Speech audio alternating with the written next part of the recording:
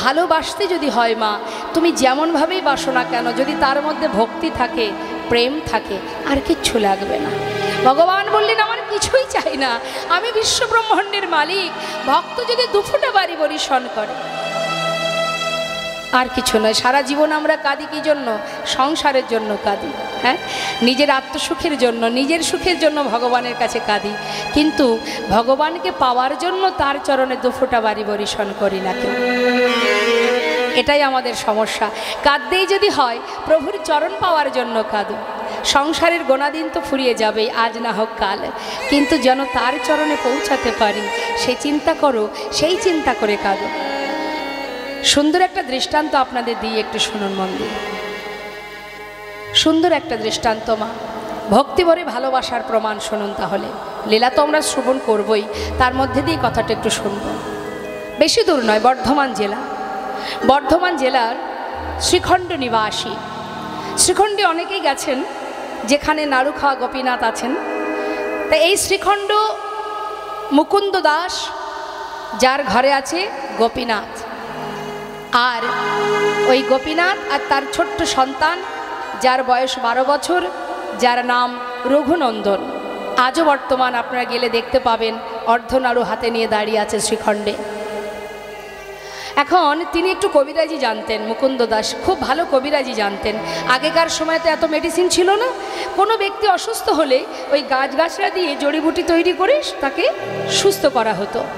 এখন একজন গ্রামে অসুস্থ হওয়ার কারণে মুকুন্দ দাসের ডাক পড়েছে, যেতে হবে। ঘরে আছে গোপীনাথের বিগ্রহ, তার সেবা দেওয়ার ব্যাপার আছে। চিন্তায় পড়েছে মুকুন্দ দাস, আমি একা মানুষ, কোন দিকে যাব। তখন ওই 12 বছরের ছোট্ট ছেলে বাবার মুখে হাত দিয়ে চিন্তা করতে দেখে বলছে, বাবা তুমি কি কিছু ভাবছো? হ্যাঁ, কি ভাবছো? দেখ, ঘরে আমার গোপীনাথ সেবা, এদিকে গ্রামে একজন অসুস্থ, একই সময়ে দুই দিকে যাওয়া একার দ্বারা কি সম্ভব? আমি কি করব তাই ভাবছি। তখন ছোট্ট ছেলে বললেন, বাবা এক কাজ করো, শোনো, গ্রামে যিনি অসুস্থ তার কাছে তো আর আমি যেতে পারবো না, আমি সুস্থ করতে পারবো না। তার থেকে তুমি এক কাজ করো, তুমি গ্রামে চলে যাও, আর ঘরে গোপীনাথের সেবা এটা আমি দিয়ে দেব। মুকুন্দ দাস মৃদু হেসে বলছেন, রঘুনন্দন, ভগবানের সেবা বললেই সেবা হয় না রে বাবা, তার অনেক নিয়ম আছে, অনেক মন্ত্র জানতে হয়, তুমি তো কিছু জানো না। ছোট্ট ছেলে বললেন, বাবা আমি হয়তো তোমার মতো মন্ত্র জানি না, কিন্তু আমি যদি ওকে ভালোবেসে খাওয়াই, ও কি খাবে না?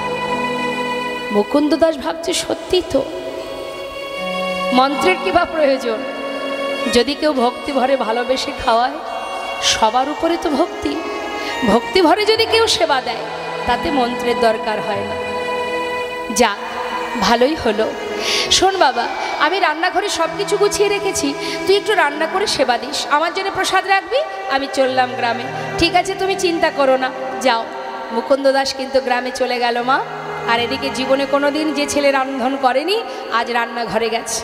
রান্নাঘরে গিয়ে কি করেছে, সমস্ত ব্যঞ্জন এক পাত্রে ঢেলে দিয়ে কোনো রকমে জাল ধরিয়েছে, সিদ্ধ হয়েছে কোনো রকম, সিদ্ধ করছে আর মুখে বিড়ি বিড়ি করে বলছে, গোপীনাথ, ও গোপীনাথ, জানো তো আজ বাবা ঘরে নেই, আমি তোমার জন্য রান্না করছি, জানি না কেমন হবে, তবে যেমনই হোক তুমি কিন্তু আজকে একটু কষ্ট করে খেয়ে নেবে, কেমন?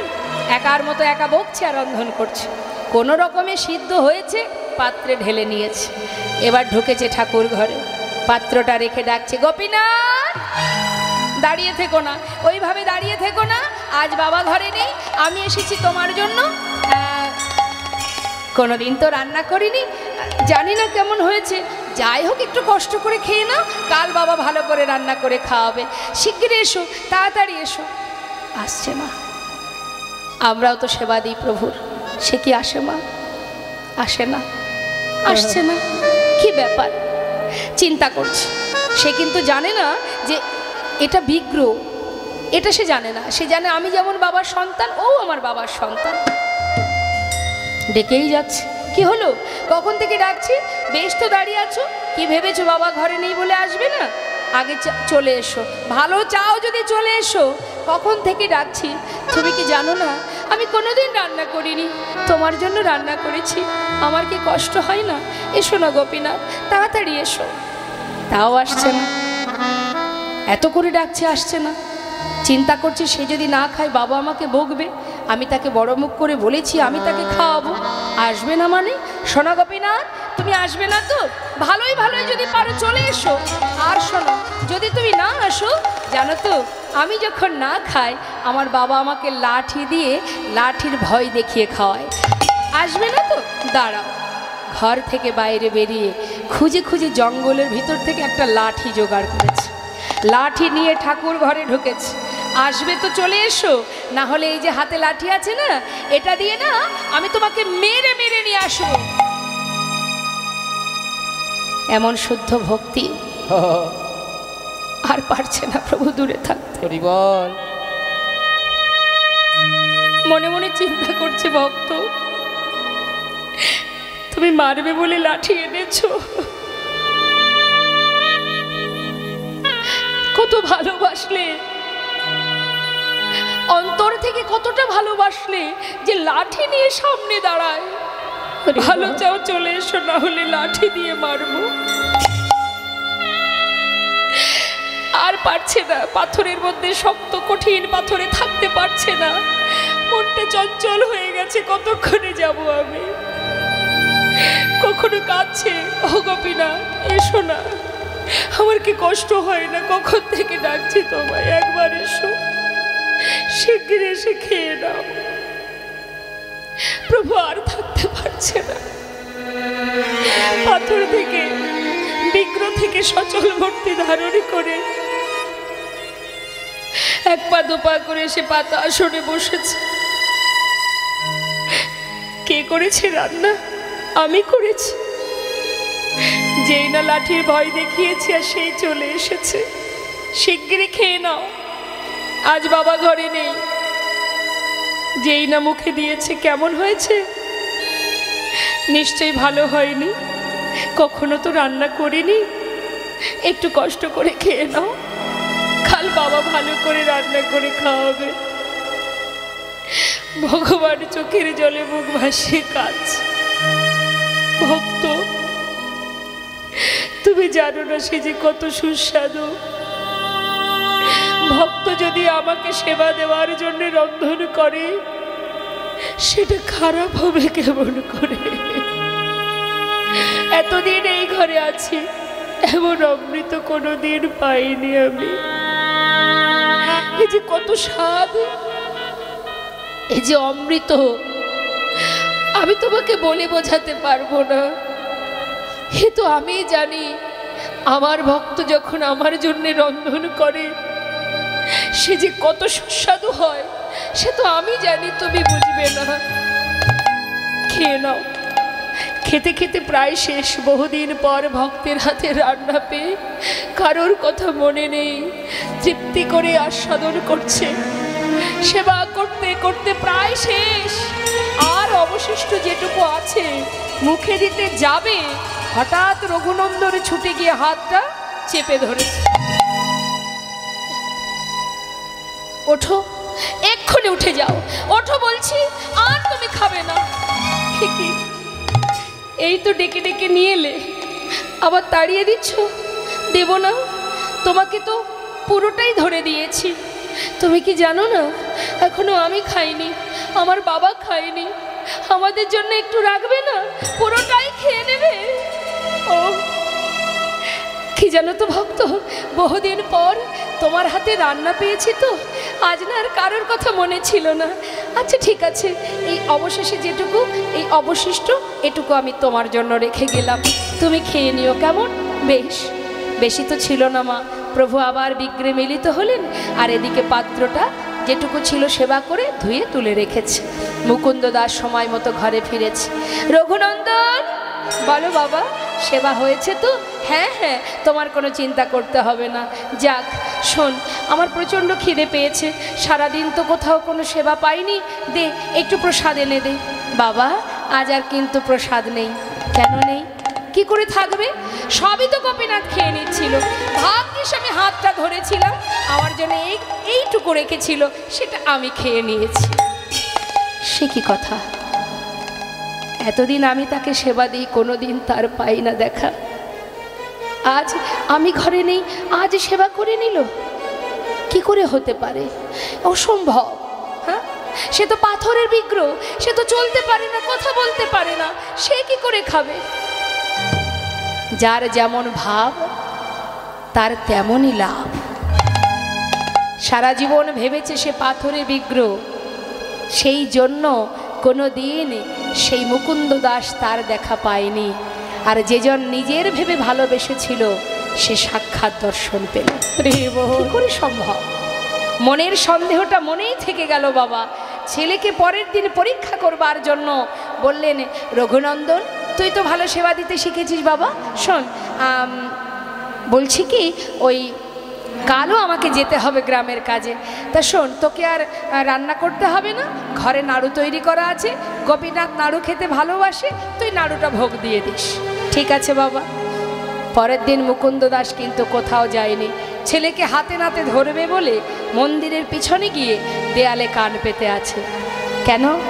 আজ আমি শুনব আমার পুত্র যখন মন্দিরে যাবে সে ছাড়া আর কারোর কণ্ঠ শোনা যায় কিনা। কান পেতে আছে। আর এদিকে পাত্রে নাড়ু সাজিয়ে নিয়ে ছোট্ট 12 বছরের ছেলে রঘুনন্দন মন্দিরে ঢুকেছে। গোপীনাথ, আজ কিন্তু আর ডাকতে পারবো না, চিনতে পারছো তো? কাল এসেছিলাম, শিগগিরই এসো, আজ বাবা তোমার জন্য নাড়ু তৈরি করে পাঠিয়েছে, তুমি নাকি নাড়ু খেতে ভালোবাসো, তাড়াতাড়ি এসো, নাড়ু সেবা করে যাও। হরি বল, হরি বল। ভগবান আর কোনো কথা নয়, পাথর থেকে সচল মূর্তি ধারণ করলেন। এসে বললেন, ভক্ত কেউ যদি আমাকে ডাকার মতো একবার ডাকে, আর সেই ডাক যদি আমার কানে একবার পৌঁছে যায়, ভক্ত যদি কোনোদিন আমাকে ভুলেও যায়, আমি সেই ভক্তকে যুগে যুগে ভুলি না। রে বল, তোমায় ডাকতে হবে না, এই দেখো আমি এসেছি, শিগগিরই খেয়ে নাও। কে করেছে নাড়ু? বাবা করেছে। বাবা মনে মনে ভাবছে, প্রভু বাবাই করুক আর যেই করুক, ভক্তের হাতের ছোঁয়া তো লেগে আছে। মুখে দিয়েছে।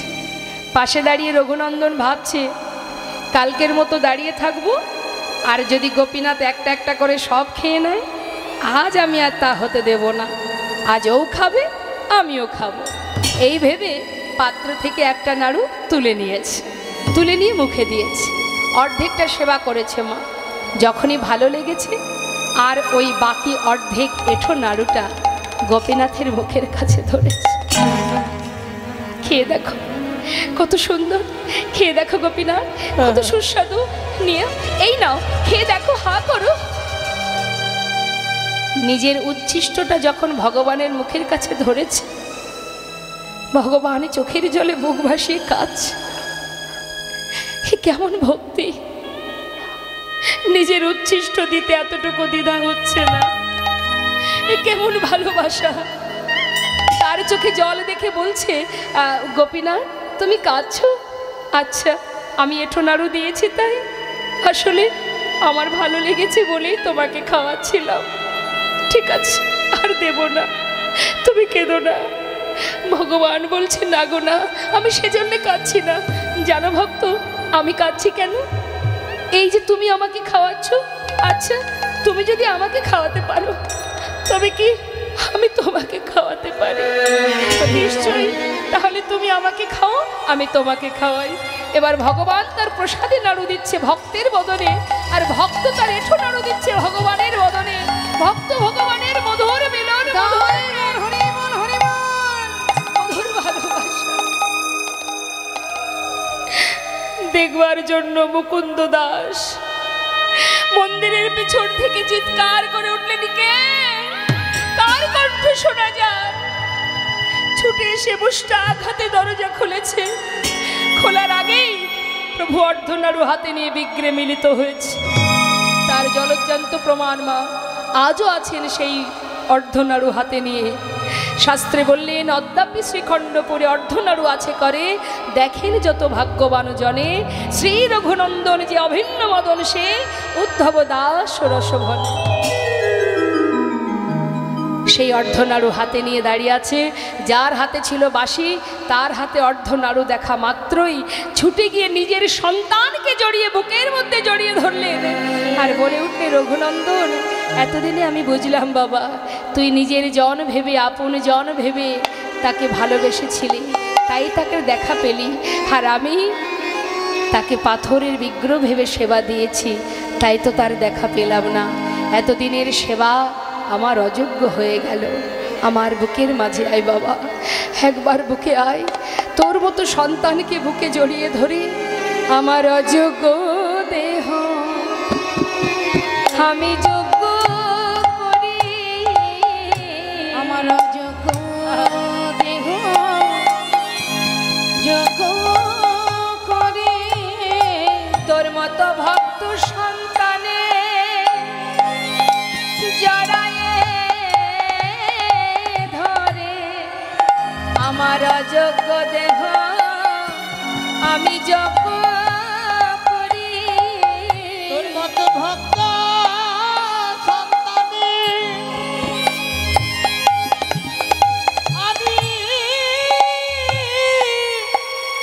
আমি জানাই ধরি আমার মানব জন আমি ধন্য করি, সন্তানে জড়ায়ে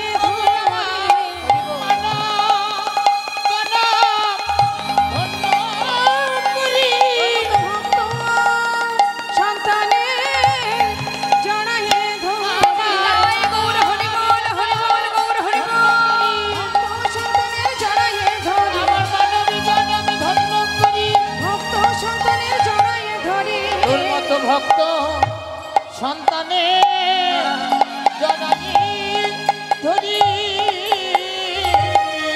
মহাভারতে ভগবান কৃষ্ণচন্দ্র গিয়েছিলেন হস্তিনাপুরে। দুর্যোধন বলেছিলেন, সখা এসো, আমি তোমাকে রাজভোগ খাওয়াবো। ভগবান বলেছিলেন, সেবায় যদি করতে হয় আমি দাসীপুত্র বিদুরের ঘরে সেবা করব। তাই মাগো, ভগবানের সেবার জন্য দুঃখ করতে হয় না। তুমি যেমন পারবে, যেমনটা পারবে, ভগবান তাতেই সন্তুষ্ট, যদি ভক্তি থাকে, ভালোবাসা থাকে। হ্যাঁ তো মাগো, শুধু তাই নয়, রামায়ণে আমরা যদি একটু ত্রেতা যুগে যাই, রামায়ণে দেখবেন শবরী, যার সকলের অবহেলিতা রমণী, সেই শবরী যে জঙ্গলের মধ্যে একটা কুটির তৈরি করে থাকতো, সকলের ঘৃণার পাত্রী ছিলেন। তো এখন সেই শবরী রামচন্দ্রকে সেবা দেবে বলে বন থেকে কুল পেড়ে নিজে আগে খেয়েছিল। খেয়ে দেখেছে টক না মিষ্টি, যেটা মিষ্টি অর্ধেকটা কুল খাওয়া হয়ে গেছে, মানে এঁঠো কুল তুলে রাখছে। কেন? রাম যখন আসবে সেবা করবে।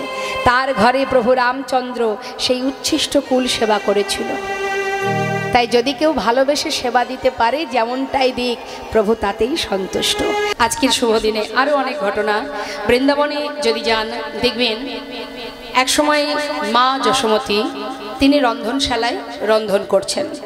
দুষ্টু গোপাল গিয়ে জিজ্ঞাসা করছে, মা তুমি কি রান্না করছো? মা বলছে, বাবা তুমি যেটা কখনো খাওনি আমি সেটা রান্না করছি আজ।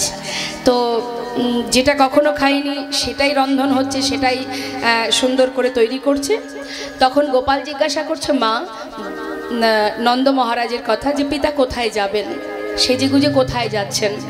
তখন মা বলছে, বাবা এত প্রশ্ন আমার কাছে না করে তুমি তোমার পিতার কাছে গিয়ে জিজ্ঞাসা করো। মহারাজের কাছে গিয়ে জিজ্ঞাসা করছে, পিতা তুমি সেজেগুজে কোথায় যাচ্ছ? তখন মহারাজ বলছেন, আমি গঙ্গায় যাব স্নান করতে। গঙ্গা না, আমি প্রয়াগে যাচ্ছি। প্রয়াগে স্নান করতে যাচ্ছ কেন? শুনেছি প্রয়াগে অনেক মাহাত্ম্য আছে।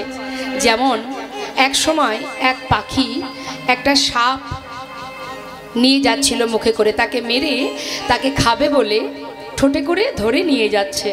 যাবার সময় ওই সাপের যে লেজটি সেটা গঙ্গায় ছোঁয়া লাগে। যখনই গঙ্গার জল স্পর্শ হয় তখন সেই সাপটি বিষ্ণুরূপ ধারণ করে। তখন গরুর তাকে কাঁধে করে নিয়ে বিষ্ণুলোকে নিয়ে যায়। এটা শোনবার পরে মহারাজ বলছেন আমি সেই কারণে যাচ্ছি ওই প্রয়াগে স্নান করতে, যেখানে স্নান করলে, যেখানে স্পর্শ করলে যদি বিষ্ণুরূপ ধারণ করা যায়, বিষ্ণু রূপে বিষ্ণু লোকে পৌঁছানো যায়, সেই পুণ্য ফলের জন্যই আমি যাচ্ছি প্রয়াগে স্নান করতে। তখন ছোট্ট গোপাল বলছে, মা বাবা তুমি এক কাজ করো, আজকে না গিয়ে কালকে গেলে হয় না? কালকে? হ্যাঁ, কাল যেহেতু অক্ষয় তৃতীয়া, ভালো দিন।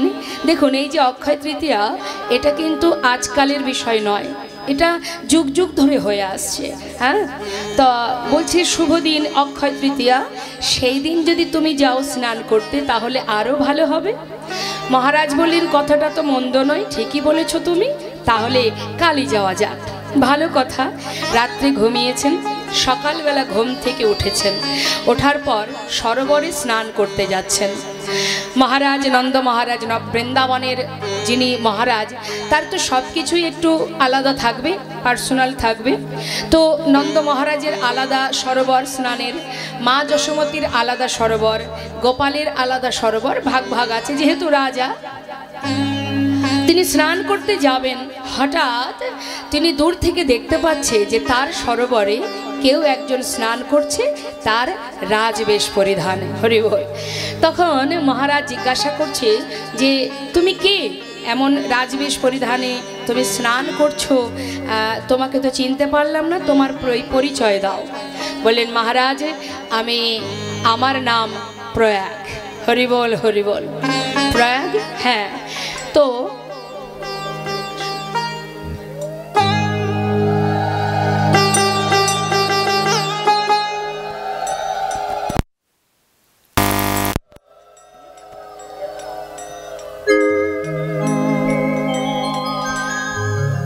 বলছে তুমি কেন বৃন্দাবনে? তখন প্রয়াগ বলছে নিজ মূর্তি ধারণ করে, হে মহারাজ, সারা জীবন সারা বছর ধরে মানুষ প্রয়াগে স্নান করে তাদের সমস্ত রকমের জ্বালা যন্ত্রণা পাপ তাপ দূরীভূত করার জন্য। তা সারা বছর ধরে যে পাপ আমি বহন করি, আর সেই পাপ মোছার জন্য, সেই পাপ দূর করবার জন্য আমরা আজকের দিনে এই তিথিতে, মা এই অক্ষয় তৃতীয়াতে, এই তিথিতে আমরা বৃন্দাবনে আসি। বৃন্দাবনে এসে আমরা নর্মদা ভাগীরথী সবাই এসেছে স্নান করতে, বৃন্দাবনে স্নান করছে। আর কি করছে? ব্রজের যে ধুলিতে গড়াগড়ি দিচ্ছে, আবার গিয়ে ডুব দিচ্ছে, হাসছে, আবার গিয়ে ধুলায় গড়াগড়ি দিচ্ছে। মহারাজ জিজ্ঞাসা করাতে তিনি উত্তর দিলেন, সারা জনমের যে পাপ, সারা বছরের যে পাপ, সেই পাপ পরিষ্কার করার জন্য, পাপ ধোয়ার জন্য আমরা বছরে একটা দিন এই অক্ষয় তৃতীয়াতে বৃন্দাবনে এসে আমরা ব্রজের ধুলি অঙ্গে মাখি আর স্নান করি। নিতাই গৌর হরি বল। এই কথা শোনা মাত্রই তখন দুষ্টু গোপাল বলছে, বাবা স্নান করে এসো, যেতে হবে না, চলো আমরা সবাই প্রয়াগে যাই, তোমার সঙ্গে আমিও যাব।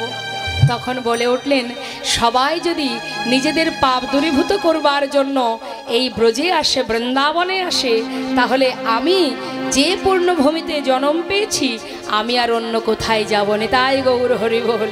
তাই মা আজ সেই দিন, আজকের সেই দিন, এই তিথিতে সবাই আসে ওই বৃন্দাবনে স্নান করতে, শুদ্ধ হতে, পবিত্র হতে। আজ সেই দিন। তো এই রকম অনেক ঘটনা আজকের দিনে ঘটেছে। অনেক যে লক্ষ্মী পূজা, গণেশ পূজা, লক্ষ্মী নারায়ণের পূজা, সব কিছু আজকের দিনে হয়, বিষ্ণু পূজা। তো এই শুভক্ষণে, শুভ দিনে কখনো কাউকে কটু কথা বলা, হ্যাঁ, বা দেখুন আমাদের জীবনে শুভ দিন যেমন আর একটা দিন আছে বিজয় দশমী তিথি, সেটা একটা শুভ দিন। শুধু তাই নয়, আরও একটা দিন আছে কার্তিক মাসের প্রথম দিন। যারা গৌড়ীয় বৈষ্ণব সমাজে, তাদের বছর শুরু হয় ওই গৌড়ীয় তিথির ওই কার্তিক মাসের পয়লা দিন থেকে। হ্যাঁ, তো এই রকম কিছু কিছু দিন আছে যে দিনগুলো আমাদের জীবনে শুভ, তার কোনো সময় অসময় নেই, সারাদিনই শুভ। কখনো আমরা পঞ্জিকা দেখি না কয় ঘন্টা শুভ, কোনটুকু অশুভ, এরকম কোনো বিষয় নেই। এই দিনটা শুভ, শুধুই শুভ। যখনই যে কর্মই করো না, বসুন, যে কর্মই আপনি করুন না কেন, ভালো কাজ যদি করা যায়, ভালো কথা, ভগবত ভক্তি কৃপা লাভ করা যায়। আজকের দিনে অনেকে দেখবেন হাল খাতা করে, কেউ বা সোনা কেনে, হ্যাঁ, সেটা ভৌতিক জগতের বিষয়, কিন্তু আমাদের মাথায় রাখতে হবে ভক্তি জগতে আমাদের প্রবেশ করতে হবে। যতটুকু ভক্তি অর্জন করতে পারবো আজকের শুভ দিনে, যতটুকু আমরা হরিকথা, কৃষ্ণ কথা বা ভগবত কৃপা, তার সেবা এগুলো দিতে পারবো, দান করতে পারবো, সেটাই আমাদের জীবনের উত্তম কর্ম হবে। তা সেই শুভক্ষণে আমরা সবাই একত্রিত হয়েছি। আজ আমরা ভাগ্যবান, ভাগ্যবতী যে আজকের এই মুহূর্তে আমরা যদি ভগবানের কৃপা লাভ করতে পারি, যদি তার হরিকথা কৃষ্ণ কথা শ্রবণ করতে পারি, তাহলে একটু হলেও যদি আত্মনিবেদন করা যায়। ভগবান বললেন, কেউ যদি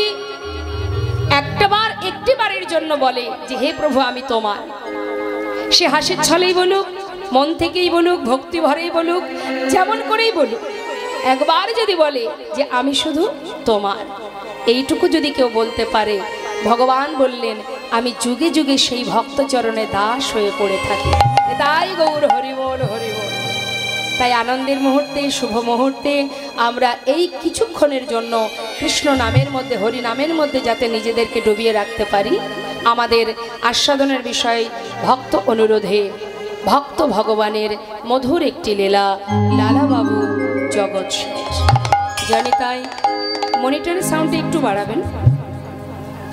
চলে যাব আমরা নবদ্বীপ ধামে। একবার দেখব কে কে গেছেন নবদ্বীপে, একটু হাত তুলে দেখাবেন। বুঝতেই পারছি প্রাকৃতিক দুর্যোগের কারণে বসার জায়গাটা অনেকটাই একটু সমস্যা হয়ে গেছে, তবু ভালো লাগছে এটাই যে কত দূর দূরান্ত থেকে আপনারা এসেছেন, তথাপি এইভাবে আপনারা দাঁড়িয়ে আছেন, দাঁড়িয়ে কৃষ্ণ নাম হরিনাম শ্রবণ করছেন। এটা কিন্তু যেমন তেমন ভক্তের কথা নয়, ভক্তের বিষয় নয়।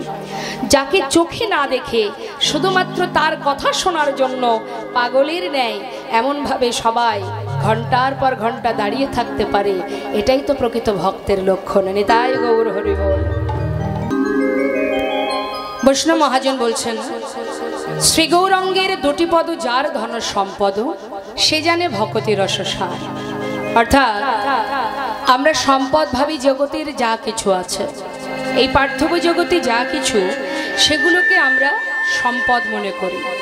বৈষ্ণব মহাজন বললেন, ইহ জগতে যা কিছু আছে এটা আমার সম্পদ নয়, আমার আগে অন্য কেউ ছিল, সে নেই তাই আজ আমি তার দেখাশোনা করছি, মালিকানা করছি। আবার আমি যখন থাকবো না, সেই সম্পদের দেখাশোনার দায়িত্ব আরও একজনের উপরে পড়বে। অর্থাৎ আমরা মালিক নই। দেখাশোনা করলে কি বলে তাকে? মালিক তো সেজন যিনি সৃষ্টি করেছেন। আমরা শুধুমাত্র দেখাশোনা করছি, ম্যানেজারই করছি, দেখভাল করার দায়িত্ব আমাদের। তা বৈষ্ণব মহাজন বললেন, কাতব কান্তা কাস্তে পুত্র সংসারয় বতিব বিচিত্র নলিনী জলগত তারালাং তদ্বদতিশয় চপল। কেউ কারো নয়, খালি হাতে এসেছি, খালি হাতে চলে যেতে হবে। শুধু একটা জিনিস যাবে, তোমার কর্ম অনুযায়ী যে ফলটা তুমি অর্জন করেছো, সে সুকর্ম করলে সুফল, কুকর্ম করলে কুফল, ফলের বোঝাটা তোমাকে কাঁধে করে নিয়ে যেতে হবে। তার মানে কি বাবা, আমরা কিন্তু কেউ খালি হাতে যাচ্ছি না মা, কিছু না কিছু সঙ্গে নিয়ে যাচ্ছি। সেটা কি? আমি আমার কর্মটাকে নিয়ে যাচ্ছি। তা কর্ম অনুযায়ী পরবর্তীতে সেই মতোই আমাদের সেই জায়গাতেই জন্ম নিতে হবে। তবে জানি না, কর্ম যদি সঠিক হয় তবে তো আমরা মনুষ্য কুল থেকে উদ্ধার হব এবং গোবিন্দ চরণ পাব। দেখুন, এই যে মনুষ্যকুলে জন্ম পাওয়া, এটাই আমাদের জীবনের বড় পাওয়া। যদি বলেন কেন, একটা বনের পশু সে কি কৃষ্ণ সেবা দিতে পারে? ভগবানের সেবা দিতে পারে? বনের পশু পারে কি? পারে না। বৃক্ষকুলে যারা আছে, বৃক্ষ, তারা কি পারে? কারা পারে? মানুষ পারে, আমরা পারি। আমরা ভগবানের সেবা দিবার উপযুক্ত জন্ম পেয়েছি, তাই তো? তাই দেখুন, একদিন দুদিন নয় মা, আমরা 84 লক্ষ জনই ভ্রমণ করছি, এখনো পর্যন্ত গোবিন্দ চরণে আমরা কেউ পৌঁছাতে পারিনি। কেউ এখনো আমরা পৌঁছাতে পারিনি। তার চরণে পৌঁছাবার উপযুক্ত জন্ম হচ্ছে এই মানব জন্ম। 84 লক্ষ জনই ভ্রমণ করছি, কীটকুলে, পশুকুলে, পক্ষীকুলে, বৃক্ষকুলে। জলজা নবলক্ষানি স্থাবরা বিংশতি কৃমিয়া রুদ্র সংখ্যক পক্ষী নং 10 লক্ষ কম 30 লক্ষানি পশুবানশ্চ 24 লক্ষানি মানবা। এটাই আমাদের প্রথম নয়, এর আগে আমরা অনেক জন্ম পেয়েছি। সেগুলো কোথায় পেয়েছি? বৃক্ষকুলে পেয়েছি, পশুকুলে পেয়েছি, কীটকুলে পেয়েছি, কৃমি কীট হয়েছি, তাই তো? বৃক্ষকুলের শেষ জন্ম হলো তুলসী জন্ম। গাভীকুলে অর্থাৎ পশুকুলের শেষ জন্ম হলো গাভী জন্ম। কৃমি কীট কুলে জন্ম পেয়েছি, তার শেষ জন্ম হলো শঙ্খ জন্ম। পক্ষী কুলের শেষ জন্ম হলো ময়ূর জন্ম। তার মানে এতগুলো জন্ম আমরা পার করে এসেছি মা, এসে অবশেষে ভগবানের সেবা পাওয়ার উপযুক্ত জন্ম পেয়েছি, মানব জন্ম। চেয়েছি তাই পেয়েছি, সাধনা করেছি তাই পেয়েছি। আর এই সাধনা করে সুন্দর মানব জন্মটা যে পেয়েছি, শুধুমাত্র কথা দিয়েছিলাম তোমার চরণে পৌঁছাতে চাই প্রভু, তোমার চরণ পাদপদ্ম লাভ করতে চাই। বল, সাউন্ডটাকে একেবারে ড্রাই করবেন না।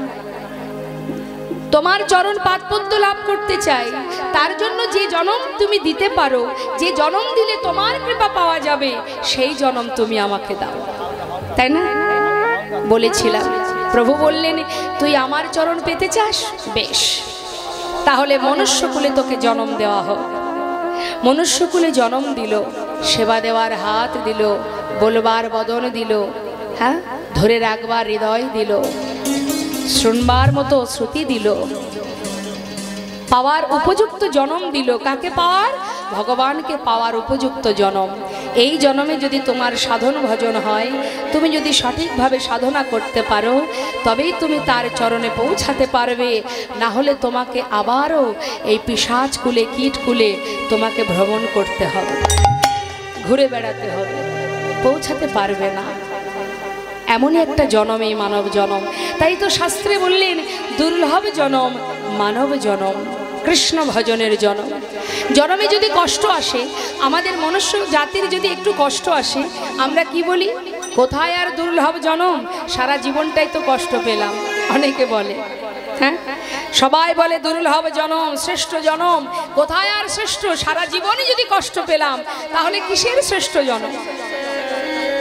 আমাদের জীবনের কষ্টের জন্য আমরা দায়ী, অন্য কেউ নয়। জেনে রাখবেন, আমরা জানতে অজান্তে একটার পর একটা অপরাধ করে যাই। জেনে শুনে করলেও যেমন অপরাধ হয়, না জেনেও যদি কেউ কোনো ভুল কর্ম করে থাকে, তাতেও অপরাধ হয়। অনেকে ভুলবশত বলে বসে, না জেনে করে ফেলেছে, ক্ষমা করে দাও। আবার এমন এমন ব্যক্তি আছে, তারা বলে যে না জেনে বিষ পান করলে বিষ নাকি হজম হয়ে যায়। কথাটা কি ঠিক মনে হয় আপনাদের? না জেনে বিষ খেলে বিষ হজম হয়ে যাবে? ভুল করে ফেলেছে, ক্ষমা করে দাও। আমি ক্ষমা করলাম, আপনি করলেন। অপরাধ অপরাধী মা, অপরাধ করলে তাকে সাজা পেতেই হবে। হ্যাঁ, যেমন মনে করুন, ভুল করে যদি কেউ কারেন্টে হাত দেয়, কারেন্ট ছেড়ে দেবে? ভুল করে আগুনে হাত দিলে আগুন ক্ষমা করে দেবে? তার প্রমাণ বৃন্দাবনে কৃষ্ণচন্দ্র সখাগণ যখন কালীদহের জল পান করতে যায়, তারা কিন্তু জানতো না জলে বিষ মেশানো আছে, না জেনে পান করেছিল, কিন্তু বিষের যে ক্রিয়া সে কিন্তু দেখা দিয়েছিল। ক্ষমা করে দিতে পারতো, না জেনে পান করেছে, ছেড়ে দাও, ক্ষমা করে দাও। তাই জেনে রাখবেন, আমরা জেনে শুনে যেমন অপরাধ করছি, না জেনেও আমাদের জীবনে অনেক অপরাধ হচ্ছে। তাই জীবনে যদি কোনো সাজা হয়, কোনো কষ্ট হয়, কোনো দুঃখ হয়, সেই দুঃখটার জন্য কেউ দায়ী নয়, আমি নিজে দায়ী। আমার কর্মের ফল আমি পাবো, এর জন্য কেউ তার দায়ী নয়। হ্যাঁ, নিজে যদি ভুল করি, তার সাজা তো আমাকেই পেতে হবে। যেমন একটা সাধারণ দৃষ্টান্ত দিই বাবা। গাড়ির মালিক একটা গাড়ি কিনে দিয়েছে, তার ছেলেই চালাক বা কোনো ড্রাইভার চালাক, যেই চালাক, ভালো করে বুঝবেন, আমাদের এই দেহটার মালিক সেজন, পরিচালনা করছি আমি, চালাচ্ছি আমি। তো গাড়ি যখন আমি চালাচ্ছি, গাড়ির মধ্যে সব কিছু আছে, ব্রেক আছে, সব কিছু আছে। তুমি কিভাবে চালাবে সব কিছু শিখে তারপরে তুমি চালাচ্ছ, তাই তো? যখন যেখানে যেভাবে চালানো উচিত, সে যদি আমি না চালাতে পারি, আমি গাড়ি চালাচ্ছি, আমার হাতে স্টিয়ারিং আছে, ব্রেক আছে, সব কিছু আছে, আমি যদি হিসাব করে না চালাই, তাহলে ভুল যদি পথে হয়, কি হবে? বিপদ হবে কার? ড্রাইভারের হবে। দুর্ঘটনা ঘটলে তাকে ভোগ করতে হবে, সহ্য করতে হবে। গাড়ির ক্ষতি হবে, তার ক্ষতি হবে। কিন্তু যে মালিকের গাড়ি, তার কি কোনো দোষ আছে? তার তো কোনো দোষ থাকার কথা নয়। তাহলে আমি যদি জীবনে ভুল করি, তার জন্য তো আমি দায়ী, এর জন্য তো মালিক দায়ী নয়। আমাদের জীবনে কষ্ট এলেই আমরা ভগবানের দিকে হাত তুলি, তুমি কষ্ট দিয়েছ বলি না? কিন্তু জেনে রাখবেন, তিনি কখনোই কারোর কষ্ট দেন না। আর যদিও তিনি কোনো কষ্ট দেন, জানবেন তিনি তাকেই কষ্ট দেন যাকে তিনি অনেক ভালোবাসেন। নিতাই গৌর হরি বল, হরি বল। তাকেই তিনি কষ্ট দেন। এ কথাটা কে বলেছিল? হরিদাস ঠাকুর। হে প্রভু, আমি জানি তুমি যে আমায় আঘাত দিচ্ছ, কেন দিচ্ছ আমি জানি। আমি জানি তুমি কেন দিচ্ছ। কি বলছেন মা? কথাটা মন দেবেন। যখন চাবুকের আঘাত পড়ছে হরিদাসের পিঠে, তখন হরিদাস ঠাকুর গাইছেন, প্রভু জানি আমি জানি আঘাত তোমার রাহে নাহে প্রভু জানি আমি জানি আঘাত তোমার রহে নহে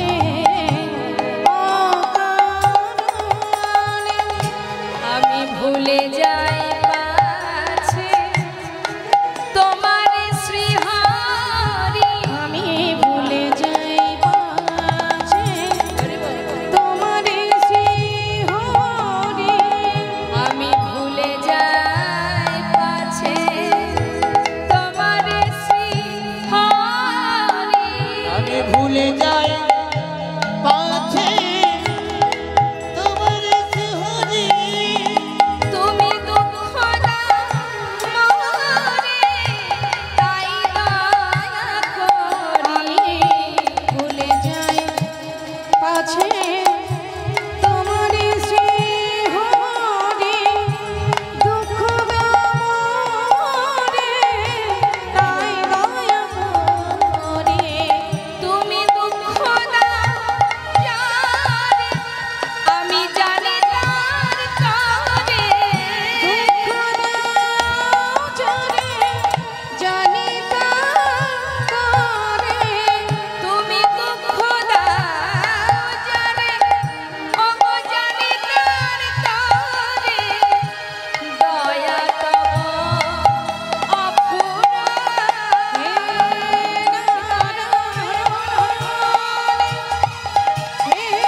নারায়ণ,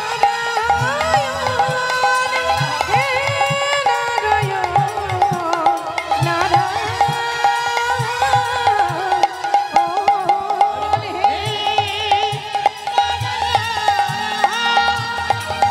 হে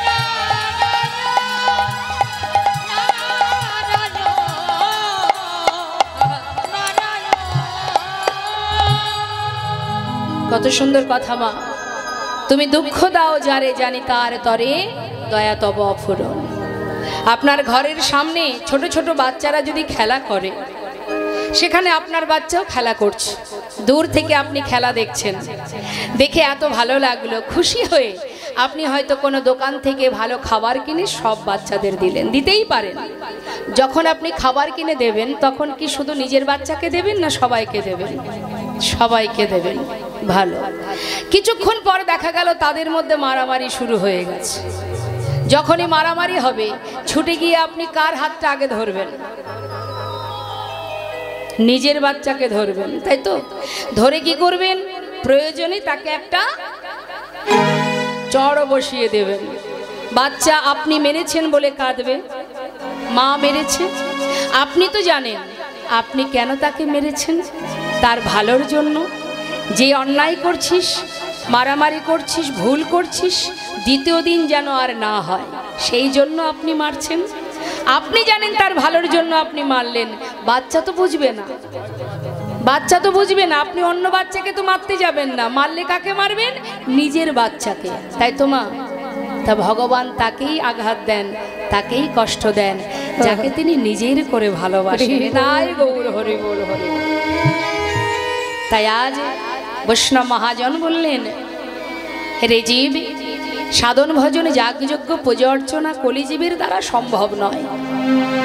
আমরা পারবো মা? চোখ বন্ধ করে যদি মনে করি 10 মিনিট সাধনা করব, একবার বসে দেখবেন, চোখ বন্ধ করে ঘরের মধ্যে আসন পেতে বসবেন আর ভাববেন আমি সাধনা করব 10 মিনিট। চোখ বন্ধ করলেই দেখবেন যত রাজ্যের চিন্তা 5 বছর আগে কার সঙ্গে দেখা হয়েছিল সেটাও তার মধ্যে মনে পড়ে যাবে। অর্থাৎ কলি আপনাকে তপস্যাও করতে দেবে না, ধ্যান তপস্যা কিচ্ছু করতে দেবে না। ধৈর্য নেই কলিজীবের, সময়ও তাদের খুব কম। 100 বছর পরমায়ু, তাও বোধহয় থাকবো না, তাই না? তাহলে এই অল্প সময়ের মধ্যে সাউন্ডটা একটু হল করুন, হালকা রিভাব রাখবেন, একটু হল করুন সাউন্ডটা। জয় রাধে, হরে কৃষ্ণ, জয় রাধে। হয়নি, করুন, রিভাব দিন। জয় রাধে, জয় রাধেশ্যাম, জয় নিতাই, জয় রাধে রাধে, রাধেশ্যাম, হরে কৃষ্ণ, জয় নিতাই, জয় গৌর। সাউন্ডটা জয় রাধে, সাউন্ডটা চাপা আছে, একটু ছাড়ুন সাউন্ডটা। জয় রাধে, হরে কৃষ্ণ, হরে কৃষ্ণ, জয় রাধেশ্যাম। ঠিক আছে। বৈষ্ণব মহাজন বললেন, কলিজীবের একটাই উপায়, হরিনাম মহামন্ত্র জপ করো। যেখানে থাকো, যেমন থাকো, যেভাবে থাকো, বদনে হরিনাম করো। প্রতিনিয়ত যদি হরিনাম জপ করা যায়, আমাদের কি হবে মা? গৃহকর্মও হবে, সংসারের যে দায় দায়িত্ব সেটাও পালন হবে।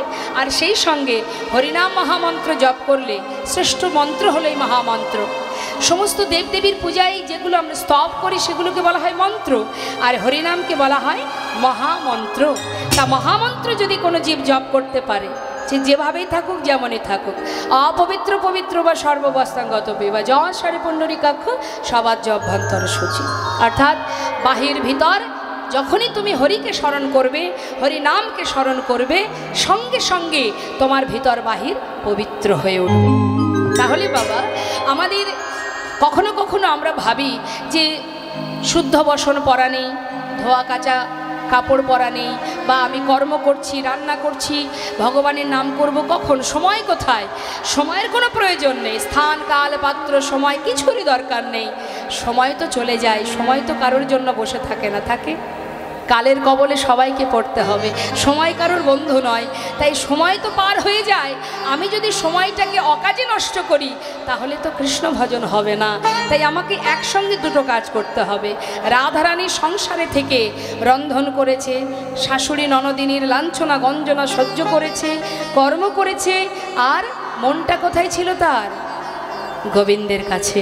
তুমিও কর্ম করো, তোমার সন্তান পরিবারের প্রতি দায়ী দায়িত্ব পালন করো, অর্থ উপার্জন করো, ছেলে মেয়ের ভবিষ্যৎ করো, কিন্তু মনটা দিয়ে দাও গোবিন্দ চরণে। তাহলে কি হবে? হাতে কর্ম হবে, মুখে হরিনাম জপ হবে। একসঙ্গে দুটো কাজ। তাই তো বিচারালয়ে যখন বিচার হবে তখন তো বিচার সবাই বসতে হবে। পৃথিবীতে যেমন বিচারালয় আছে, ন্যায় অন্যায়ের বিচার হয়, সেখানেও বিচার আছে যে মানব জন্ম পেয়েছিলে, ভবে গিয়ে করেছোটা কি বলবো? বলার জন্য কিছু তো করতে হবে। হ্যাঁ, একবার সবাই মিলে এই সুন্দর দিনে আমরা দুবাহু তুলে সাধু সঙ্গ করতে করতে একবার মহামন্ত্র জপ করব। সবাই মন থেকে করবেন, স্বতঃস্ফূর্তভাবে করবেন। যার যার নিজের চিন্তা করে চোখ বন্ধ করে পরমাত্মাকে স্মরণ করে একবার মহামন্ত্র জপ করুন। তুলুন সবাই হাত, হাত নামাবেন না, হাতে তালি দিয়ে। এখানে রাধা মাধব আছে, প্রাণ ভরে হরিনাম করুন, মহামন্ত্র জপ করুন। কেমন? হরিনাম এই যে মহামন্ত্র, এর মূল বিষয় হচ্ছে, এর অর্থ হলো এটা, রাধা গোবিন্দের চরণে যেন তোমাদের যুগল চরণের সেবার অধিকার পাই। হরিনামের মাহাত্ম্য এটা। তাই সবাই মিলে আমরা হরিনাম করব ভগবানের চরণে আত্মনিবেদন করে, দুহাত তুলে। হরে কৃষ্ণ হরে কৃষ্ণ, কৃষ্ণ কৃষ্ণ হরে হরে, হরে রাম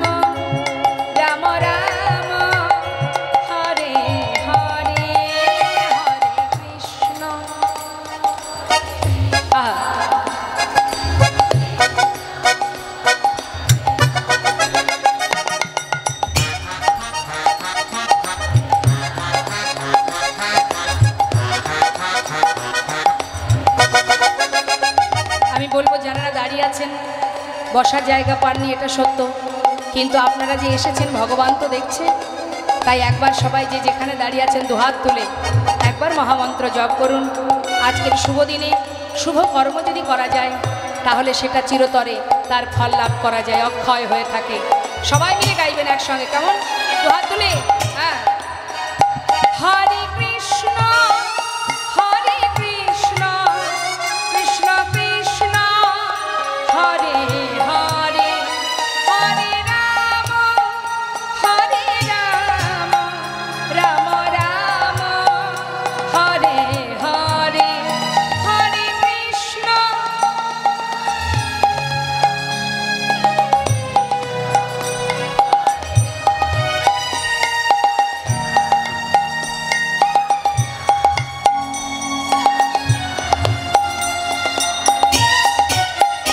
হরে কৃষ্ণ হরে কৃষ্ণ কৃষ্ণ কৃষ্ণ হরে হরে, হরে রাম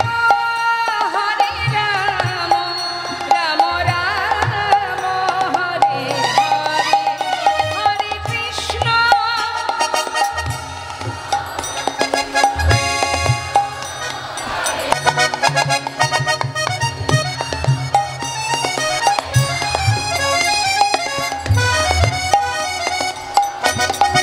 এ হরে কৃষ্ণ হরে কৃষ্ণ কৃষ্ণ কৃষ্ণ হরে হরে, হে হরে রাম হরে রাম রাম রাম হরে হরে, কৃষ্ণ হরে কৃষ্ণ কৃষ্ণ কৃষ্ণ হরে হরে, হরে রাম হরে রাম রাম রাম হরে হরে, হরে কৃষ্ণ হরে কৃষ্ণ কৃষ্ণ কৃষ্ণ হরে হরে, হরে রাম রাম রাম হরে হরে, হরে কৃষ্ণ হরে গৌর হরে গৌর হরে গৌর হরে কৃষ্ণ হরে হরে, হরে রাম রাম রাম হরে হরে, হরে কৃষ্ণ কৃষ্ণ কৃষ্ণ হরে হরে, হরে রাম রাম রাম। হরে হরে, হরে নাম হরের কেবলম কলো নাস্তেব নাস্তেব গতিরন্যথা। নাম ছাড়া কলিজীবের নাহি আর ধর্ম, সর্বধর্ম সার নামে শাস্ত্র মর্ম। হরিনাম কর, মহামন্ত্র ছাড়া আমাদের জীবনে উদ্ধারের আর কোনো রাস্তা নেই। দেখুন মহামন্ত্র, হরিনাম মহামন্ত্র তুমি যেভাবেই জপ করো না কেন, শুনলেও মঙ্গল, বললেও মঙ্গল, হ্যাঁ যেভাবেই বলো না কেন তাতেই মঙ্গল।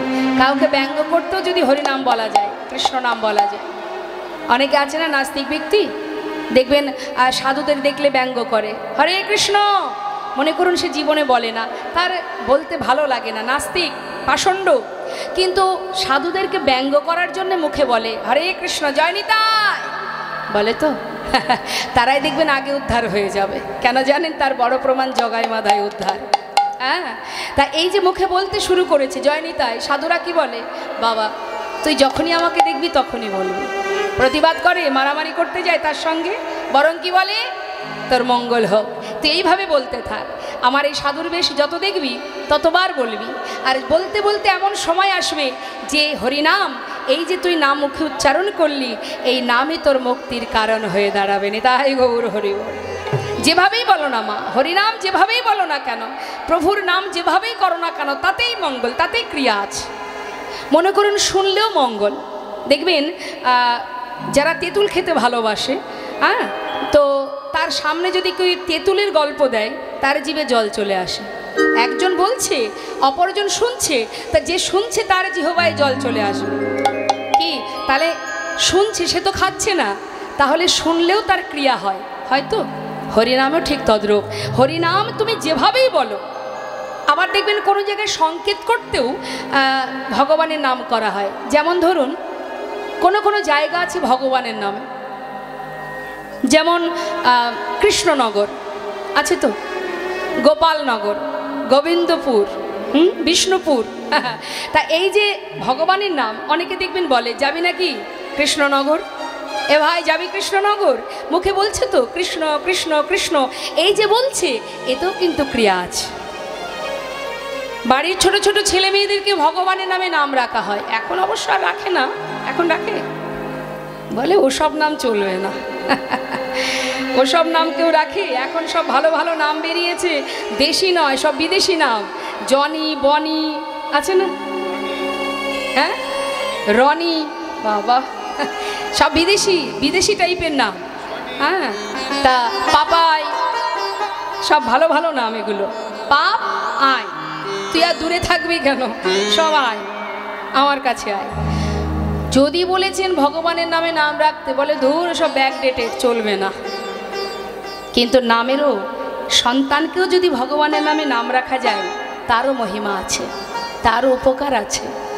একমাত্র অজামিল নিজের সন্তানের নাম দিয়েছিল, লোমশ মুনি বলে এক মুনি নাম দিয়েছিল নারায়ণ। অন্তিম সময়ে অজামিল ছিল পাষণ্ড, সে জাতিতে ব্রাহ্মণ, স্বভাব ছিল নিচু প্রকৃতির, খুন করত, ডাকাতি করত, চুরি করত। সেই অজামিল নিজের ছেলের নাম ধরে ডেকেছিল। কোন সময় মা? যখন শয্যায় শুয়ে আছে, অন্তিম মুহূর্ত, সেই সময়, নারায়ণ তুই একবার আমার কাছে আয়, এমনভাবে আত্মনাদ করে ডেকেছিল। বিষ্ণুলোক থেকে দূত পাঠিয়েছিল ওই অজামিলকে নিয়ে যাওয়ার জন্য, সোনার সিংহাসনে করে নিয়ে গিয়েছিলেন। যমদূত পাঠিয়েছিল, যমদূত বললে তোমরা কেন এসেছো? বিষ্ণুলোকের বিষ্ণুদূত বলে উঠল, দেখতে পাচ্ছ না কার নাম করছে? ও তোর ছেলের নাম করছে, ওটা তো সেই বৈকুণ্ঠের নারায়ণের নাম নয়, ওটা ছেলের নাম নারায়ণ, তাই ছেলেকে ডাকছে। বলে যেভাবেই ডাকুক, ছেলের নাম ধরেই ডাকুক, আর যার নাম ধরেই ডাকুক না কেন, নামটা তো নারায়ণ। এই যে মুখে উচ্চারণ করেছে, ওর সমস্ত পাপ দূর হয়ে গেছে, তাই আমরা ওকে এসেছি নিতে, বিষ্ণু লোকে নিয়ে যাব, সোনার সিংহাসনে করে নি। তাই গৌর হরি বল, হরি বল। তাই মাগো, সন্তানের নাম রাখতে হলে একটু ভেবে চিন্তে রাখতে হবে, তাতে তারও মঙ্গল, মা বাবারও মঙ্গল, সকলের মঙ্গল। বৈষ্ণব মহাজন বললেন, যদি কেউ হরিনাম শ্রবণ করে, হৃদয় থেকে তার অন্ধকার দূরীভূত হয়। আমাদের ভিতরে কিছু অন্ধকার আছে, কালিমা আছে, হিংসা, লোভ, লালসা, ক্রোধ, এগুলো দূর হয়ে যায় যদি কেউ হরিনাম শ্রবণ করে। আপনারা এসেছেন, লীলাকথা শ্রবণ করছেন, এই যে শুনছেন, শোনার একটা মহিমা আছে। যত শুনবেন তত একটু একটু করে আমি কে, কে আমার, কেন মরি যারে তপত্রয়, ইহানা জানে জীবের কৈছে হিত হয়, নিজেকে জানা যায়, নিজেকে জানা যায়। হরিনাম করতে গেলে কোনো কষ্ট নেই মা, বিরাট কিছু করতে হয় না, যাগ যজ্ঞ পূজা অর্চনা কিছুই না। রামভক্ত তুলসী দাস কলম দিচ্ছেন, কথাটা একটু মন দিয়ে শুনবেন। কি বলছে রামভক্ত তুলসী দাস? মন কি তরঙ্গ মার লো, বস হো গয়া ভজন, মন কি তরঙ্গ মার লো, অর্থাৎ মনের তরঙ্গ, তরঙ্গ মানে চঞ্চলতা, হ্যাঁ, মনের চঞ্চলতাকে দূরীভূত করে দাও। যখনই তাকে মেরে দেবে, তখনই তুমি স্থির হয়ে যাবে, আর যখনই স্থির চিত্ত হবে, তখনই তুমি গোবিন্দ ভজন করতে পারবে। আদত বুরি সুধার লো, বস হো গয়া ভজন,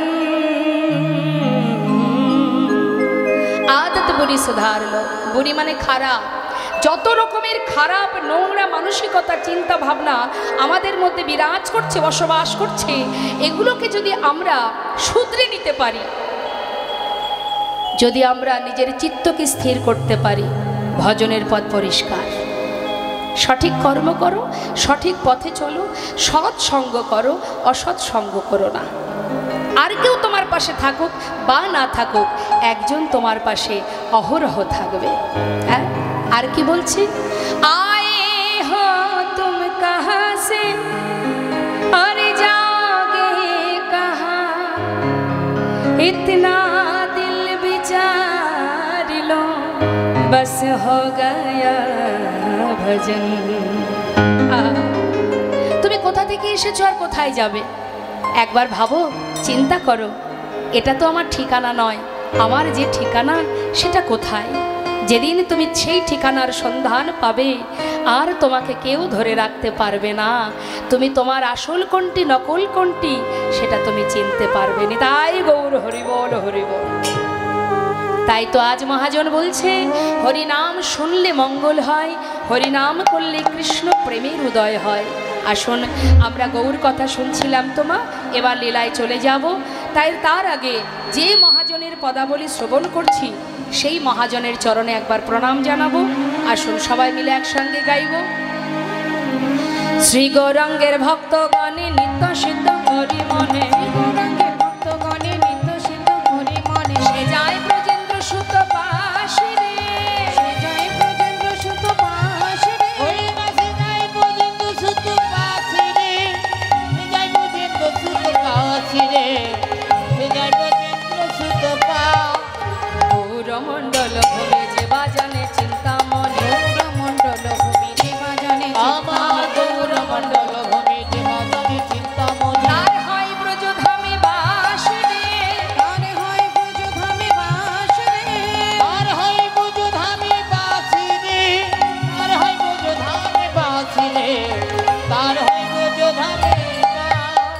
গৃহেতে বনেতে থাকো হা গৌরঙ্গ বলে ডাকো, গৃহেতে বনেতে থাকো হা গৌরাঙ্গ বলে তোমরা ডাকো। গৃহেতে বনেতে থাকো হা গৌরঙ্গ বলে তোমরা ডাকো। গৃহেতে বনেতে থাকো গৌরাঙ্গ বলে ডাকো। নরোত্তম মাগে তার সঙ্গ, নরোত্তম মাগে তার সঙ্গ, নরোত্তম মাগি তার সঙ্গ, নরোত্তম মাগি তার সঙ্গ, নরোত্তম মাগে তার সঙ্গ। ঠাকুর নরোত্তম দাসের পদাবলী দিয়ে আমরা গৌর কথা শ্রবণ করলাম। চলে যাব আমরা লীলা কথায়, চলে যাব শ্রীধাম বৃন্দাবনে। কেমন বৃন্দাবনে গোবিন্দচরণ পেয়েছিলেন মস্ত বড় জমিদার লালাবাবু। তো সেই লালার নিবাস হচ্ছে মুর্শিদাবাদ জেলায়, কিন্তু যেহেতু বৃন্দাবনে গিয়ে মিলন হবে তাই আমরা একটা বৃন্দাবনের ভজন শ্রবণ করব সবাই মিলে উলুধ্বনি হরিধ্বনি করে। জয় রাধে, হরে কৃষ্ণ, জয় হরিধ্বনি, জয় রাধে, হরে কৃষ্ণ, জয় রাধে। বৃন্দাবন ধাম আচ্ছা অপার, জপে যা রাধে রাধে।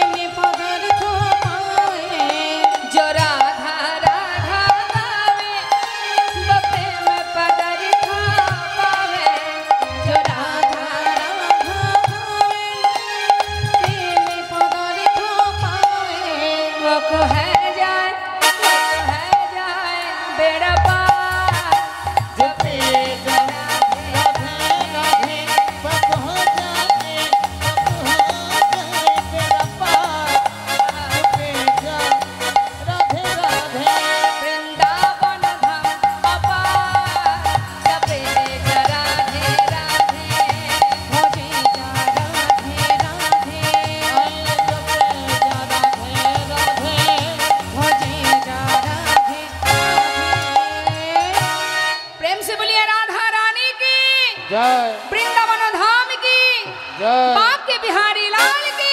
জয়। জয় রাধে সঞ্জয়, রাধে রাধে। আমরা এসেছি মধুময় সুধাম বৃন্দাবনে। এই স্থানই বৃন্দাবন, নববৃন্দাবন। যে বৃন্দাবনে, যে স্থানে জেনে রাখবেন হরিনাম কৃষ্ণ নাম শ্রবণ হয়, সাধুগুরু বৈষ্ণবের চরণধূলি যে স্থানে পড়ে, জানবেন সেই স্থানে কোনো না কোনো দিন মহাপ্রভুর চরণধূলি পড়েছিল, যার কারণেই সেইখানে এমন সাধুগুরু বৈষ্ণবের আগমন ঘটে, এমন হরিকথা কৃষ্ণ কথার এই সুন্দর হরিবাসরের আয়োজন হয়। তাই আমরা লীলায় প্রবেশ করবার আগে একটু শান্ত হবেন। আমরা একটি অভাগা মায়ের কন্যা সন্তান উষ্মি দত্ত, বয়স 2 বছর 11 মাস, পিতা অভিজিৎ দত্ত, মাতা পিঙ্কি দত্ত। কন্যা সন্তান, বয়স মাত্র 2 বছর 11 মাস, ব্লাড ক্যান্সার হয়েছে ওর। তো ওকে ট্রিটমেন্ট করা চলছে, মানে বুঝতেই পারছেন, আমাকে ভেঙে কিছু বলতে হবে না, চলছে ওর treatment Park Circus Institute of Child হেলথে। সেখানে কেমোর জন্য আজকে তার পরিবার গেছে বাচ্চাকে নিয়ে। তো আমি বলবো, আমরা সবাই মা, আমাদেরও ঘরে সন্তান আছে। সন্তান কষ্ট পেলে, সন্তানের কিছু হলে মা বাবার বড় যন্ত্রণা হয়। আর এই যে কি যন্ত্রণা, সেটা বলে বোঝানো যায় না।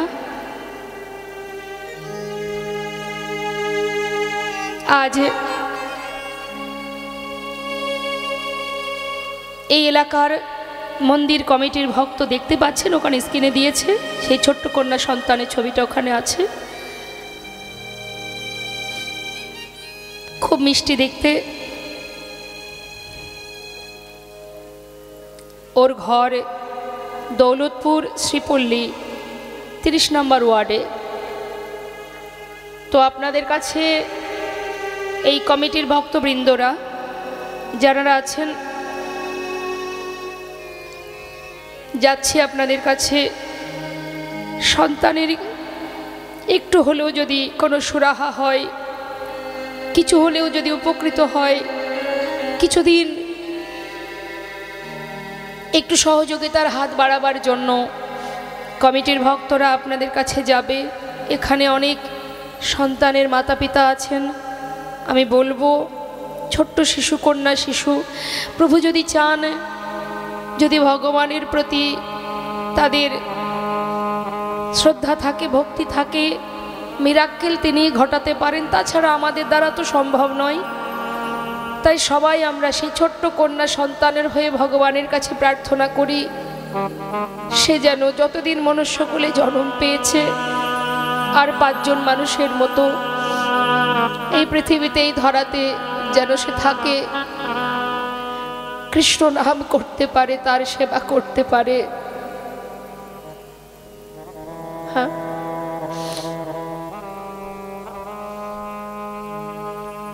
আপনাদের কষ্ট করে উঠে আসতে হবে না। আমাদের এখানে ভক্তিমতী মা আছেন এবং আরও অনেকে হয়তো যাবে। ওই বাচ্চাটির জন্য তাদের এটাই সিদ্ধান্ত, যতটুকু ভক্তরা দেবে সেটুকু পুরোটাই তার মা বাবার হাতে তুলে দেওয়া হবে। তো আমি আশা রাখবো আপনারা প্রাণ ভরে দান করবেন, এটাই আপনাদের কাছে আমার বিনীতভাবে ছোট্ট কন্যার হয়ে নিবেদন। এবং সেই সঙ্গে অন্তর থেকে প্রভুর কাছে প্রার্থনা করুন, হে বিপদভঞ্জন মধুসূদন, বিপদ থেকে তাকে উদ্ধার করো। সবাই যেমন, আমরা যে যেমনভাবেই আছি, আমাদের ভিতরেও অনেক কষ্ট, অনেক কিছুই আছে, কিন্তু তথাপিও ছোট্ট কন্যাকে দেখলে সবারই খারাপ লাগছে। তো চাইবেন আপনারা সবাই প্রার্থনা করুন যেন সে ভালো হয়ে যায়, তাড়াতাড়ি সুস্থ হয়ে যায়, এবং প্রভু যদি চান নিশ্চয়ই ভালো হবে। তার হয়ে ভগবানের কাছে প্রার্থনা করুন আর একটু সাহায্যের হাত বাড়িয়ে দিন, যাতে তার একটু উপকৃত হতে পারে তারা। জয় রাধে। আরও যদি কমিটির দু একজন থাকেন, মা একা পারবেন না, দু একজন যদি থাকেন একটু যাবেন, সবার কাছেই যাবেন, আশা রাখছি সবাই সন্তানের জন্য ভাববেন।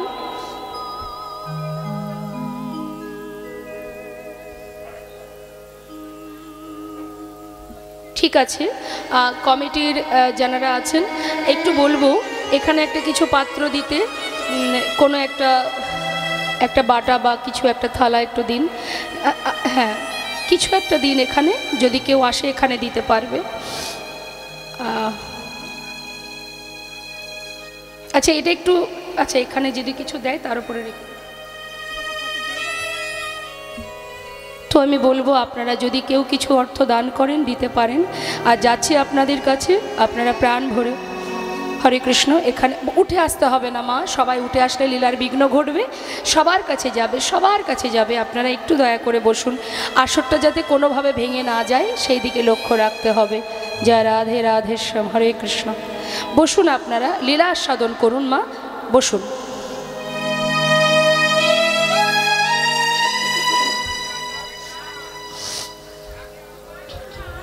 জয় রাধে রাধে। তো আমরা লীলায় প্রবেশ করি। হ্যাঁ ঠিক আছে, বসুন। জয় রাধে। তো আমরা এসেছি কোথায় মা? শ্রীধাম বৃন্দাবনে। একবার উলুধ্বনি হরিধ্বনি হয়ে যায়, নিতাই গৌর হরিবোল, গৌর হরিবোল, হরিবোল হরিবোল। জয় মহাপ্রভু, জয় রাধেশ্বর। শ্রীধাম বৃন্দাবনে ভগবান কৃষ্ণের চরণ পাদপদ্ম লাভ করেছিল যে ভক্তের কথা আমরা শুনব। যাবে যাবে যাবে, শান্ত হয়ে বসুন। একে একে যাবে তো? অবশ্যই যাবে, একটু শান্ত হয়ে বসুন। তো আজ আমাদের একটা শুভ দিন, এই শুভক্ষণে অক্ষয় তৃতীয়া। তো অক্ষয় তৃতীয়ায় যদি কোনো ভালো কাজ করা হয়, ভগবানের চরণে মতি রেখে তার সেবা করা, তাকে ভক্তি করা, দান করা, হরিকথা কৃষ্ণ কথা শ্রবণ করা, যদি কেউ করতে পারে, ভালো কিছু করতে পারে, তাহলে সেটা চির অক্ষয় হয়ে থাকে। ভালো কাজ করলে আপনারা যে স্বীকৃতি অর্জন করবেন, সুফল অর্জন করবেন, সেটা অক্ষয় হয়ে থাকবে। আর যদি কেউ কুকর্ম করে তাহলে অক্ষয় হয়ে থাকবে। হ্যাঁ, তো আজকের দিনে আমাদের এমন একটা দিন, যে দিনে অনেক অনেক শুভ কাজ, ভালো কাজ হয়েছে, যেটা বলে শেষ করা যাবে না। আজকের দিনে মহাভারত লিখেছিলেন গণেশ, ব্যাসদেব মুখে বলেছেন আর গণেশ লিখেছিলেন। আজকের দিনে ভাগীরথী গঙ্গাকে এনেছিলেন। আজকের দিনে অনেক অনেক ভালো কাজ আজকের দিনে হয়েছে। রথযাত্রার যে পুরীধামে যে রথ আমরা দেখি, সেই রথের সূচনা আজ থেকেই শুরু হবে। অনেক সময় লাগে তো তৈরি হতে।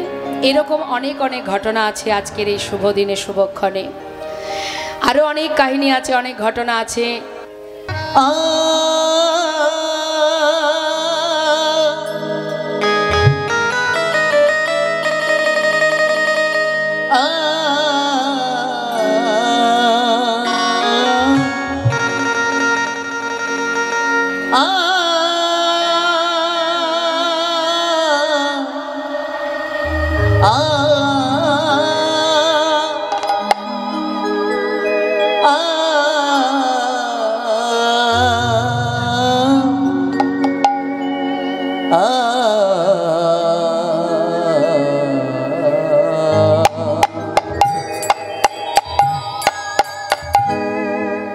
মন মন্দিরে আমি লিখেছি তোমার নাম, তুমি দয়াল হরি কৃষ্ণ ভগবান। অগতির গতি তুমি নব ঘন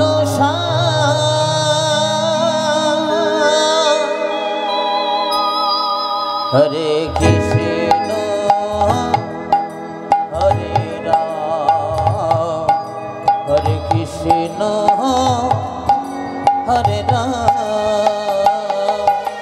এই মনে মন্দিরে লিখেছি তোমার নাম, তুমি দয়াল হরে কৃষ্ণ ভগবান, অগতের গতি তুমি নব ঘন শ্যাম। হরে কৃষ্ণ হরে রাম হরে কৃষ্ণ হরে রাম।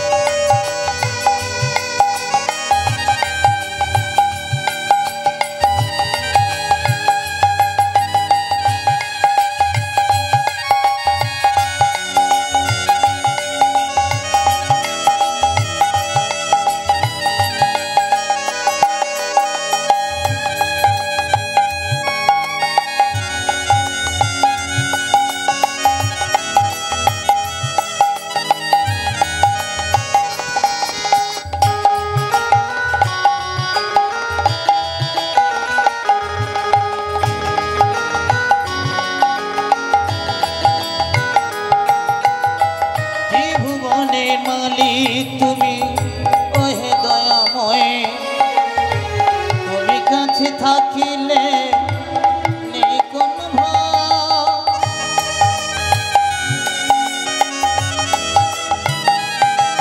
আর ত্রিভুবনের মালিক তুমি, ওহে দয়াময়, তুমি পাশে থাকলে নেই কোনো ভয়। ত্রিভুবনের মালিক তুমি ওহে দয়াময়, তুমি পাশে থাকিলে নেই কোনো ভয়।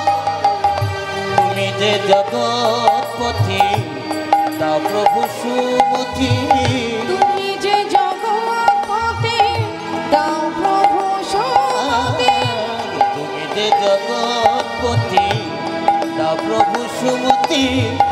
জপি আমি তোমায় অভিরাম রাম রাম।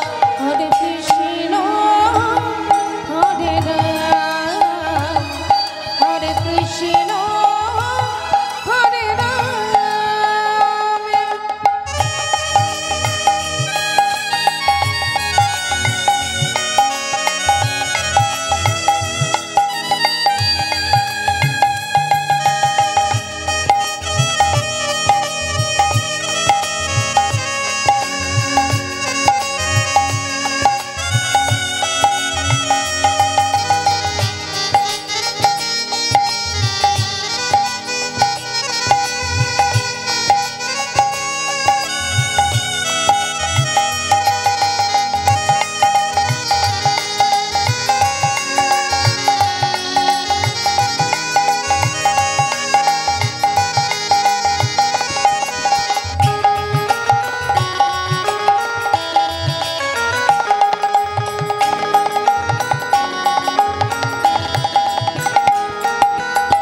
তোমারই সৃষ্টি প্রভু মায়ার সংসার, দাও গো আলোর দিশা উঁচা আধার।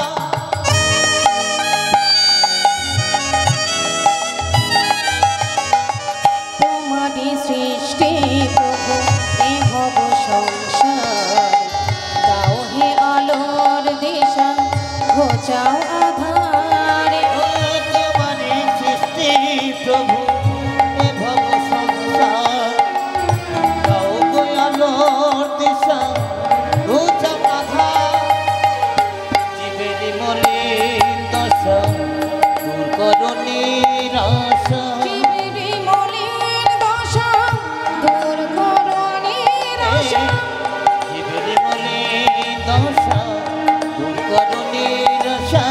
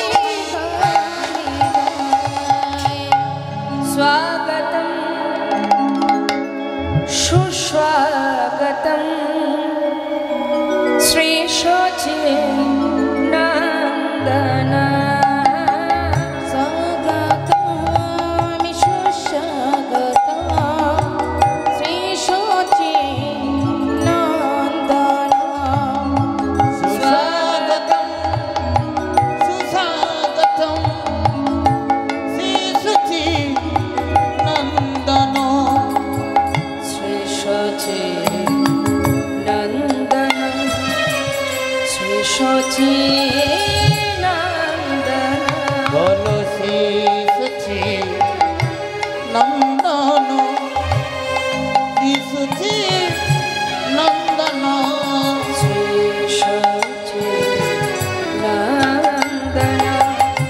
শ্রী সচিদানন্দন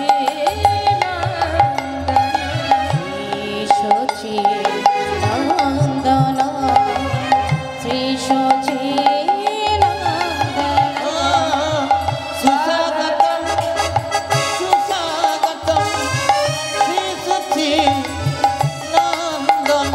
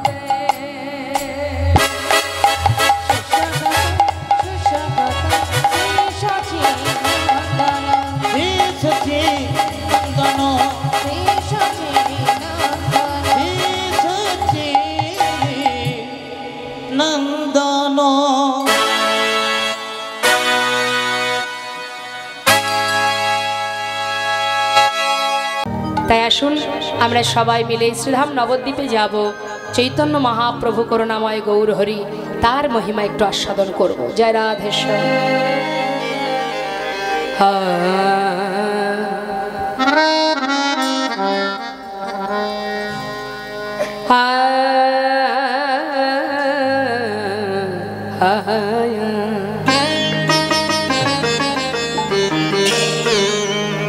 শ্রী গৌরাঙ্গের দুটি পদ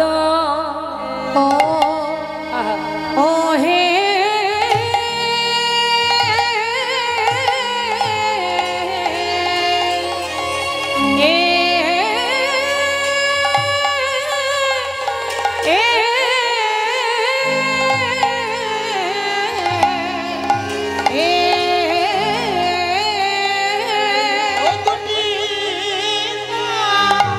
দেখো দেখো যাই রে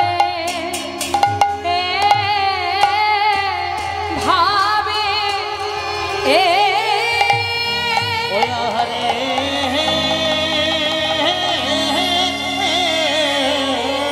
যাই রে ভাবে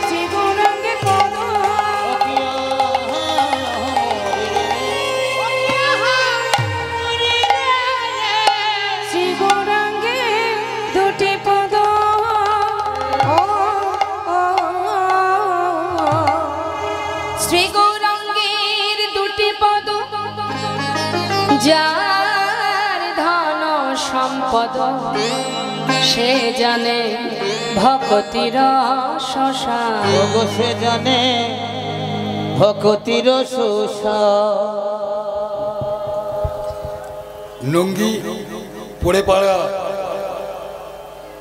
পরে পাড়া যে মহোৎসবের সর্বাঙ্গীন সুন্দর করার প্রচেষ্টা এবং এই রাধা মাধবের মন্দির প্রতিষ্ঠাতা স্বর্গীয় শ্যামল বরা মহাশয়ের কন্যা শ্রীমতী জবা বেরা শম্পা গোস্বামীকে উত্তরীয় দিয়ে বরণ করে নেবেন। উলুধ্বনি উলুধ্বনি।